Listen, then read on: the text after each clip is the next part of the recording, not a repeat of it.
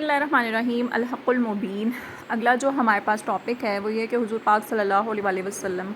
کے علم کے بارے میں دیوبندیوں کا کیا عقیدہ ہے، چاہے وہ علم جو ہے وہ علم غیب ہو، یعنی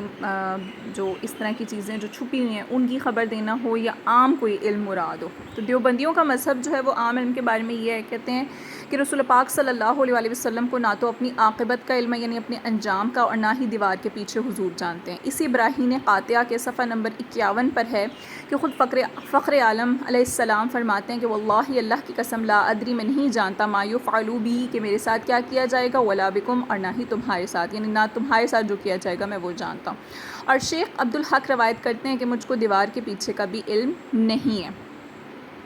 کہتے ہیں اہل سنت کا مذہب اس بارے میں یہ ہے کہ رسول پاک صلی اللہ علیہ وسلم صرف اپنی ہی نہیں بلکہ تمام مومنین و کفار کی بھی عاقبت کا حال جانتے ہیں۔ زمین و آسمان کا کوئی گوشہ کہتے ہیں کسی کونے کو، الگ حصے کو، نگار رسالت، نگار کہا جاتا ہے خوبصورتی کو، حسن کو، تو رسالت کا حسن یا نبوت کا حسن یہاں پر اس سے مراد ہوگا، اس سے مخفی نہیں ہے، یعنی اس سے چھپا ہوا نہیں ہے۔ اور یہاں پر جو کہتے ہیں پہلی آپ نے حدیث کی وضاحت کی جس میں حضور پاک صلی اللہ علیہ وسلم نے یہ کہا ہے کہ میں جو ہے وہ میرے ساتھ کیا ہوگا اور تمہارے ساتھ کیا ہوگا، اس کا جو ہے وہ وضاحت یہاں پر کی جا رہی۔ کہتے ہیں واللہ لا ادری والی جو حدیث ہے، اس سے حضور پاک صلی اللہ علیہ وسلم کے اپنے اور دوسروں کے انجام کار سے لا علم ہونے پر استدلال کرنا انتہائی مضحکہ خیز ہے۔ کیا قرآن پاک میں حضور پاک صلی اللہ علیہ وسلم کے لیے یہ چیز نہیں بیان فرمائی گئی کہ عسیٰ قریب ہے ان یبعثک ربک مقاما محمودا، کہ قریب ہے کہ اللہ تعالیٰ تمہیں پہنچا دے،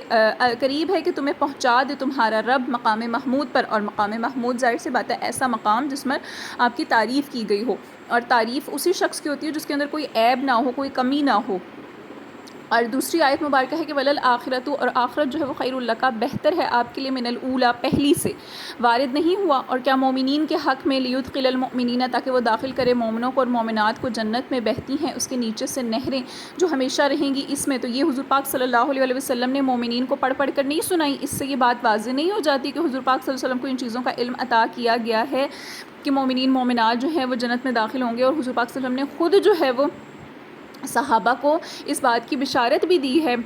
جو عشرہ مبشرہ 10 صحابی ہیں جن کو جو ہے وہ جنت کی بشارت بھی دی گئی ہے۔ تو کیا ایسا نہیں ہوا؟ تو کہتے ہیں کیا یہ قرآن مجید میں موجود نہیں ہے؟ کہتے ہیں پھر سمجھ میں نہیں آتا کہ حضور کے علم کی نفی کس بنا پر کی جاتی ہے۔ حدیث لا ادری جو آپ نے بیان کی یہاں پر، کہتے ہیں اس کے معنی صرف اور صرف یہ ہیں کہ میں بغیر تعلیم خداوندی کے محض اٹکل سے نہیں جانتا۔ اٹکل کہتے ہیں محض جو خیالی قیاس اندازہ وغیرہ لگانا ہوتا ہے، کہتے ہیں یعنی میں خود اپنے اندازے سے نہیں جانتا،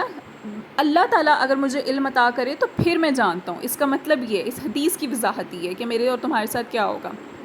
اور پھر آگے جو دوسری حدیث انہوں نے روایت کی کہ شیخ عبدالحق روایت کرتے ہیں، تو شیخ عبدالحق محدث دہلوی رحمۃ اللہ علیہ جو ہیں یہ اہل سنت کے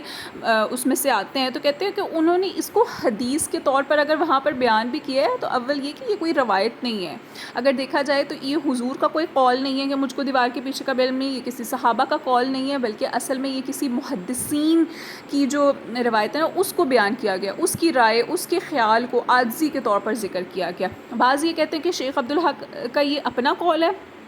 اور بعض یہ کہتے ہیں کہ یہ ان کا نہیں ہے، لیکن انہوں نے کسی اور امام کا جو یہ قول ہے نا وہ نقل کیا ہے، اور وہ اپنی عاجزی جو ہے وہ ظاہر کر رہے ہیں کہ حضور پاک صلی اللہ علیہ وسلم، کہ مجھ کو ان چیزوں کا علم نہیں ہے تو حضور کے علم کا مجھ سے کس چیز کا مقابلہ ہو سکتا، تو گویا یہ بات انہوں نے یہاں پہ بیان کیا۔ کہتے ہیں اس کے متعلق پہلے تو یہ عرض ہے کہ شیخ عبدالحق رحمۃ اللہ علیہ نے اگر اس حدیث کو لکھا ہے تو وہ بطور نقل و حکایت کی تحریر فرمایا، یعنی انہوں نے خود سے یہ چیز نہیں گھڑ لی، بلکہ انہوں نے جس طرح سے ان کے پاس یہ چیز پہنچی انہوں نے اس کو اسی طرح سے نقل کر دیا، اس کو حکایت کے طور پر بیان کر دیا۔ حکایت کہتے ہیں کسی امام کی، کسی علماء کی رائے کو، خیال کو، اس کے طور پر انہوں نے یہاں پر نقل فرمایا۔ کہتے ہیں اس کو روایت کہنا یعنی حضور سے ثابت کرنا یا صحابہ سے ثابت کرنا، یہ اپنی جہالت کا ثبوت دینا ہے۔ پھر لطف یہ کہ یہی شیخ عبدالحق محدث دہلوی رحمۃ اللہ علیہ اپنی کتاب مدارجۃ النبوہ میں اس روایت کا جواب دیتے ہوئے فرماتے ہیں، یعنی جب ان سے اس بارے میں پوچھا گیا کہ آپ نے یہ جو لفظ لکھے ہیں یہ کیا ہیں، یہ روایت ہیں، حکایت ہیں، کیا چیزیں ہیں، تو انہوں نے فارسی میں اس کا جواب دیا۔ انہوں نے کہا کہ جوابش آنست، اس کا جواب یہ ہے کہ این سخن اصلی ندارت، کہ اس کی کوئی اصل نہیں ہے، یعنی کسی قاعدے، کسی اصل کے مطابق یہ بات نہیں ہے۔ ور روایتی بداں، اور جو روایت کے طور پر اس کو یہاں پر ظاہر کرنا صحیح نشتہ وہ درست نہیں ہے، یعنی یہ روایت کے طور پر یہاں ذکر نہیں کی گئی، یعنی حضور پاک صلی اللہ علیہ وسلم کی کسی حدیث کا یا کسی صحابہ کے کسی کا بھی قول فعل کا اس کے بیچ میں عمل دخل نہیں ہے، یعنی اس سے یہ بات واضح ہو جاتی ہے ان کی اس وضاحت سے کہ انہوں نے یہ جو یہاں پر لائن لکھی یہ حضور کے بارے میں نہیں لکھی بلکہ کسی امام کی رائے کو نقل کیا ہے یا پھر اپنی رائے کو جو ہے وہ اس میں نقل کیا ہے۔ کہتے ہیں ایسی بے اصل روایتوں سے حضور پاک صلی اللہ علیہ وسلم کے کمالات علمی کا انکار کرنا اہل سنت کے نزدیک جہالت اور دلالت ہے۔ دوسری چیز یہ کہ وہ علم غیب کو بھی نہیں مانتے جو حضور پاک صلی اللہ علیہ وسلم کے لیے ثابت ہے، تو کہتے ہیں دیوبندی مولوی صاحبان کے جو مقتدا ہیں مولوی اشرف علی تھانوی کا رسول پاک صلی اللہ علیہ وسلم کے علم غیب کو زید و عمر، بچوں، پاگلوں بلکہ تمام حیوانوں اور جانوروں کے علم سے تشبیہ دینا۔ کہتے ہیں کہ حفظ الایمان مصنف مولوی اشرف علی صاحب تھانوی نے صفحہ 8 پر لکھا ہے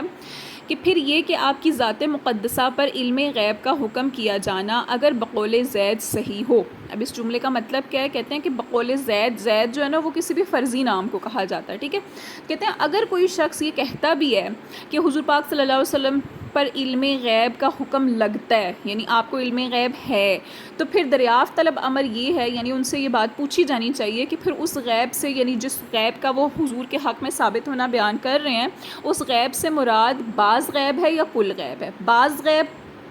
جو عطائی ہوتا ہے اور کل غیب سے مراد جو ذاتی ہوتا ہے۔ اگر بعض علوم غیبیہ مراد ہیں، یعنی کہ ہم کہتے ہیں کہ اللہ تعالیٰ کی طرف سے عطا کردہ ان کو جو ہیں وہ یہ سارے علوم ملے ہوئے ہیں، تو کہتے ہیں اگر بعض علوم غیبیہ مراد ہیں تو اس میں حضور ہی کی کیا تخصیص ہے؟ یعنی پھر حضور کو صرف خاص کیوں کر رہے ہیں آپ؟ ایسا علم غیب تو زید اور عمر بلکہ ہر صبی و مجنون، یعنی ہر پاگل اور مجنون وغیرہ کو، بلکہ جمیع حیوانات و بہائم کے لیے بھی اصل ہے، یعنی وہ بھی تو ان تمام چیزوں کو کہتے ہیں کہ ان کو بھی تو تھوڑا تھوڑا علم حاصل ہے نا، کہ جیسے سمجھیں ہرن ہے،